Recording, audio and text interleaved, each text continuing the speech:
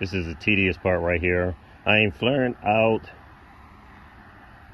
the 90-degree turn so that it can fit nice and snug into the tri-flange that'll bolt onto the exhaust manifold. So we're just about there. It's a nice smooth transition, and that is the objective. So for an example, this pipe right here, you can see the distance between here and the flange, but over here, the one that I'm heating up, you can see it's already starting to fit a little snug, and that's exactly what I want. So therefore, it'll be a nice smooth transition. It'll taper out. This can be welded to the flange and be a smooth transition without a gap. Finished flaring out the first pipe. It turned out excellent. This is expanded from the heat, and you can actually hear it creaking from expanding. I have pressure on it. You still hear it cranking. So that's me heating it up at a nice temperature and letting it stay expanded under pressure while in the heat, so that way it can conform to the new size that I want the pipe. And this will allow a nice transition from the exhaust manifold going into the turbo header. So this pipe is pretty much, I would say, 90% complete, and it's very hot, but I'll just try to give a reference. If I slide this on, you see it's snug right there, it's already tight. So I'm letting it sit there for a while. Once you take the pressure off it, of course, it retracts back down just a little bit, but me allowing it to stay under pressure, under heat, and heat cycling it back and forth, expanded and contracted, it allow it to finally form into that final position. You still hear it creaking. It got so hot, one of the O-rings over there melted off, and the last O-ring is still holding. This is still creaking, so there's a lot of pressure. I probably have tons of pressure on this pipe. And this is thick pipe work, it's no joke. This is scheduled 10 pipe, so it's very thick. Heavy duty, this is nice. This is awesome for a turbo header. Awesome. This is the type of pipe that would last for a while. It's not like the basic standard stainless steel piping that a lot of guys are using for their turbo headers, and that'll crack up a lot. This is pretty much heavy duty durable stuff that's kind of built or designed, really built to last. This is what you really would want to go with. They call it industrial. So, and we're going to be making some beyond industrial horsepower with that beast right there. Coming down to the final stretch, I took it off just to do a test fit, so it's nice. It fit just perfect. Almost. I wanted to flare it up just a little bit more so that I have to tap that into position. Just get a light, just maul and tap it into position, and that way it'll rest in a fixed position, so that way I don't have to tack weld it, grind it down, tack weld it, and to get it into position. If I snug it up, I can put the flange on here, position it where I want to position it, clock it to where I needed to clock it, get my pipe set up. If it doesn't match up, I just tap it back off, tap it forward, reclock it again to where I want to get it, and once I have my pipes pretty much situated like I want, then I can finally go ahead and tack weld pipes in position. Flaring the pipe turned out great. So this was the first pipe. As you can see, I have it flared up to the point where my tri-flange barely fits onto it, so I just have to tap it into position. But you can get a reference just to see on the other end how small it is. And you can see that where it's dangling, and I had to heat this up to the point and give it a nice taper flare to where it's so snug and flared out, this won't slide off it. I have to literally clock it to where I want it and tap it into position. So I've been out here for hours heating this up. I'm gonna have to go and get some more propane, but mission complete. It's like I want it. I don't like half stepping. It's in my nature to try to go a little bit above and beyond, that's just my nature. Nothing against others, but if certain things aren't like I want it to a satisfactory state, I have an uncomfortable feeling. But I feel good about this, so I'm really happy. So now I can go ahead, clock these pipes into position, and get the rest of my pipe work.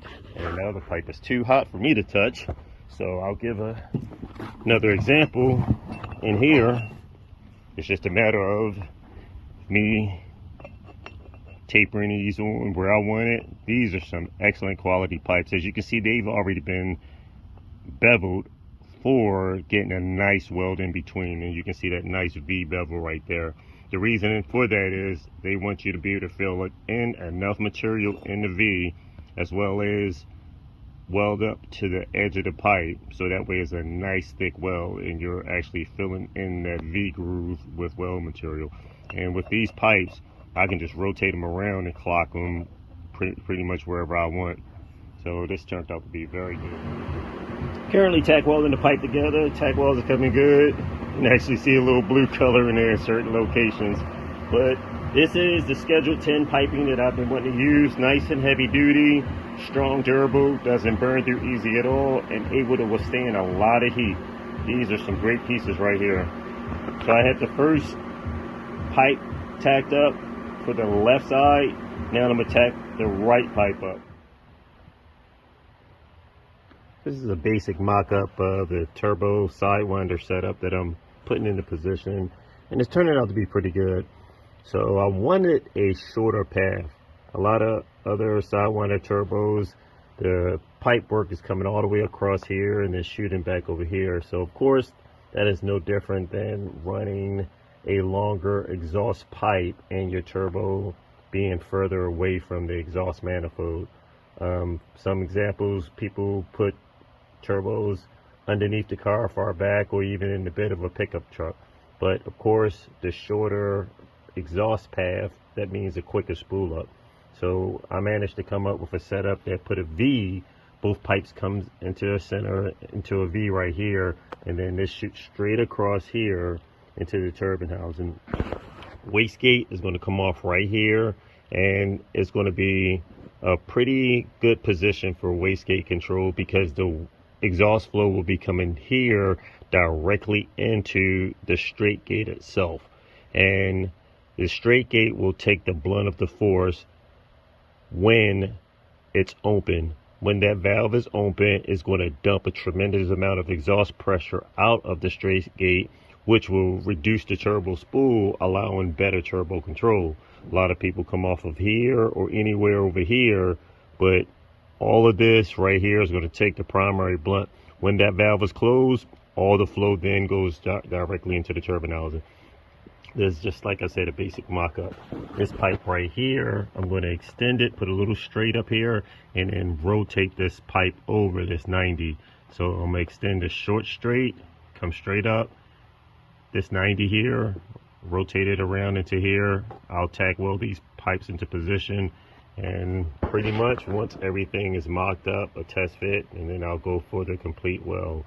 But so far, the pipes that I do have tacked up is over here on this side and here holding the Y flange itself. I just position these pipes in position right here just for a visual appearance. This is the pipe work that's tacked up into position. V-band flange, Y flange coming off of the exhaust manifold, spooling right up into this flange right here. This will come out into a 90, rotate into a S, into the turbine housing.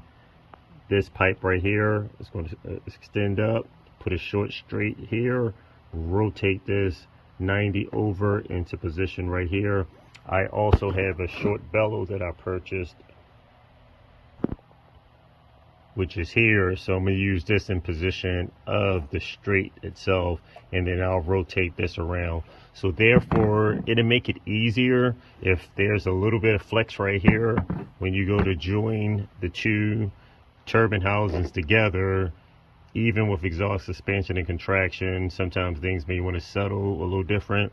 With this little bellow right here, it'll allow it to be able to flex a little bit back and forth for easier fitment and for better control as far as if anything wants to expand and contract. And then I'll extend another bellow right here, larger bellow right here, that'll take the blunt of any type of rotation back and forth, engine shifting, when this S pipe continues around into the turbine housing right there. Okay, I'm gonna have to re-engineer some of the piping. Would fit perfectly off the car on my test cylinder head.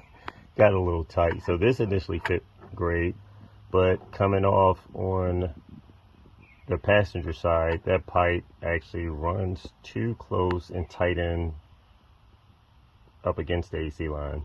So I want to give it a little more clearance. I don't want it that tight up against the firewall, and that way we can bring some of the heat back. So what I'm going to do is add a straight to my pipe coming on the driver's side and bring it out somewhere like this. I'll have extra clearance, maybe like a good 3-4 inches away from that firewall, which would be great. That'll bring the heat away from up against that and give less likely that plastic piping a chance of melting, even though we're going to wrap that as well. So we're going to add a straight, and I have to redo this pipe also because it's too tight up against the wall. Doing a slight revamp of the turbo exhaust manifold. Initially I had everything tacked up pretty nice on a mock cylinder head, and I installed it in the car. So for example, I had this part on the driver's side all mocked up pretty good. I proceeded to mock up a pipe, which is here, to extend up into this. Initially I ran into a problem with this coming too close to the firewall. I was going to put this flex coupling on this side, so now instead I relocated the flex here. That way that can extend this further away from the firewall, give me clearance all the way around, and allow us to wrap it, move some of that heat a little closer back in towards the manifold itself.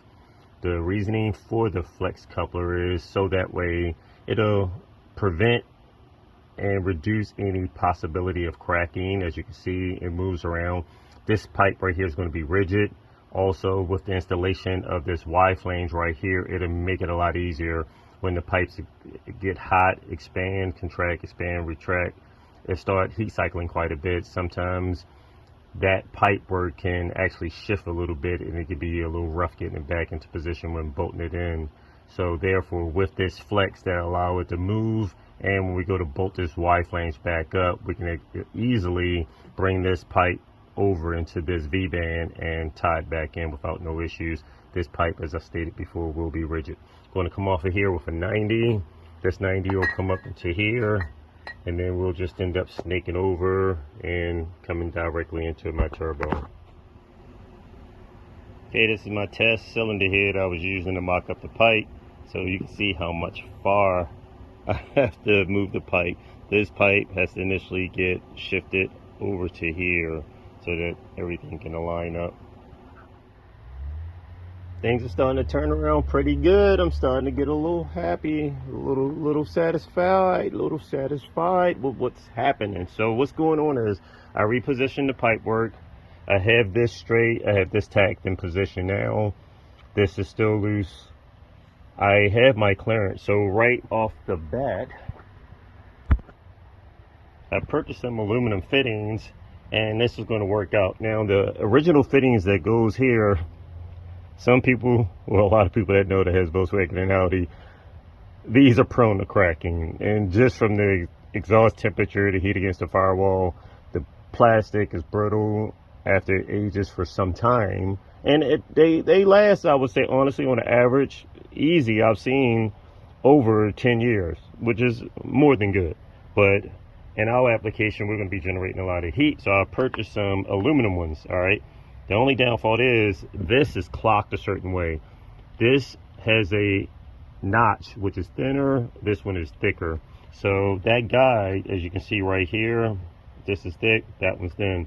It's clocked a certain way. So the top one is clocked in a nice position where if I put it in place, the way it's clocked, I can come off of here with some type of, just say this is 45, and route my hose away from my turbo header. The bottom one, of course, is clocked the opposite direction, and it will not work.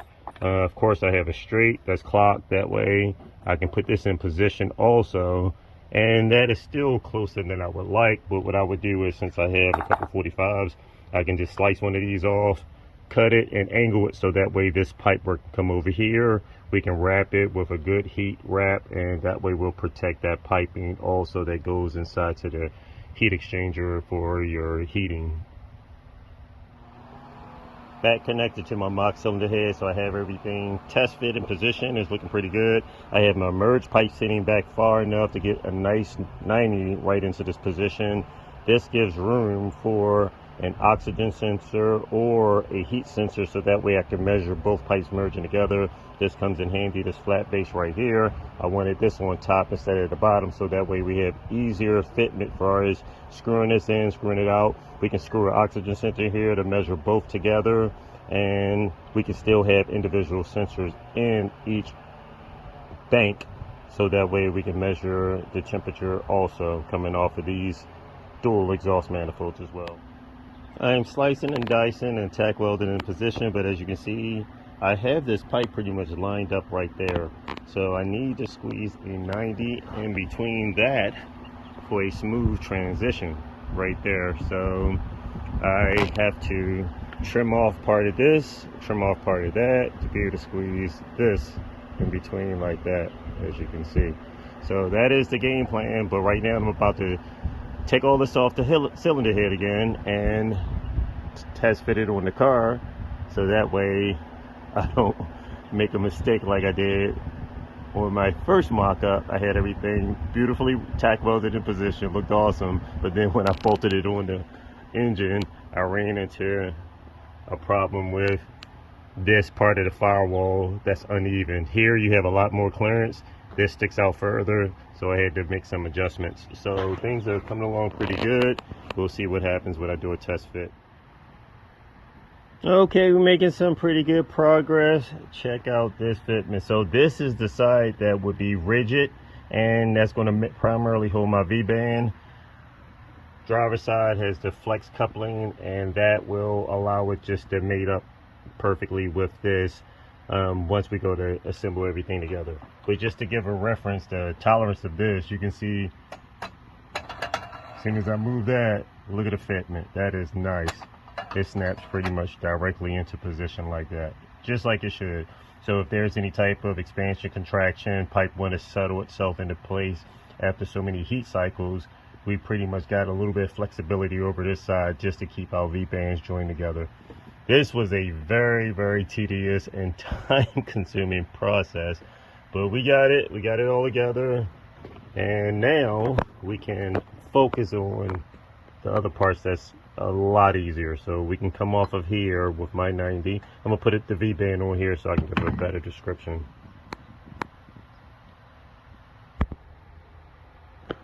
Okay, I have my V-bands fixed into position and just stuck this 90 in a slot.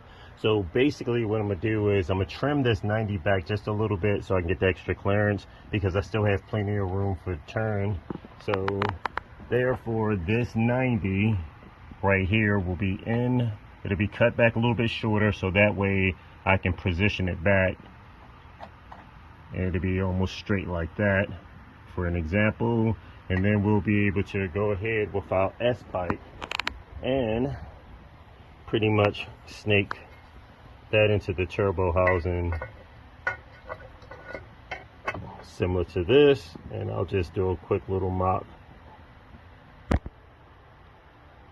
Okay, I just have a little test mock up in position. So as I stated, I will shorten this pipe up a little bit right here, so that way this pipe can go and it can align directly with this inlet right here to the turbine housing, and it'll give a nice flow. So you'll have both pipes spooling up into the merge, this merge then coming over here into this, and then finally going into the turbo housing.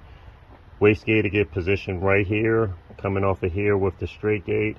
I have a eccentric pipe that's pretty nice that'll go here. So instead of it just being a typical round pipe, it's beveled. So this bevel is going to take up even more diameter, and it's almost tapered like a funnel. So it's going to come all the way over here, take up quite a bit of pipe work over here, come over here instead of just your typical little circle, and it's going to bevel, like funnel all this exhaust flow into the straight gate. So when that straight gate opens up, it's just going to dump and bleed off the pressure to the turbine housing. Straight gate is closed. All your circulation is going to flow directly here into the housing and keep the turbo spooled up, because this DSG is going to keep it running.